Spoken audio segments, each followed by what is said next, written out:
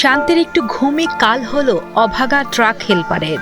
ভাগ্যের নির্মম পরিহাসে চাকার নিচে পিষ্ট হয়ে নিভে গেল ট্রাক হেলপারের তাজা প্রাণ। ২৬ জানুয়ারি দুপুরে গাইবান্ধা পলাশবাড়ী আঞ্চলিক মহাসড়কের শাপলা মিল এলাকায় দাঁড়িয়ে থাকা ট্রাকের নিচে ঘুমানোর সময় এই মর্মান্তিক দুর্ঘটনা ঘটে। রাস্তার সাইডে একটি ট্রাক দাঁড়িয়ে ছিল, হেলপার ট্রাকের নিচে শোয়ানো অবস্থায় ছিল। ড্রাইভার ট্রাকে উঠিয়ে গাড়িটা টান দেওয়াতে হেলপারের মাথা চাকার নিচে পিষ্ট হয়ে গেছে, মাথা থেকে মগজ বিচ্ছিন্ন হয়ে গেছে। পুলিশ ও ফায়ার সার্ভিস ঘটনাস্থল থেকে মরদেহ উদ্ধার করেছে। ঘাতক ট্রাকটি চিহ্নিত করা গেলেও নিহতের পরিচয় এখনো শনাক্ত করা সম্ভব হয়নি। গাড়ি সারার সাথে গাড়ি মানে গলে ধরলো, ড্রাইভার ব্রেক করে ড্রাইভার নামিয়ে চলে গেছে।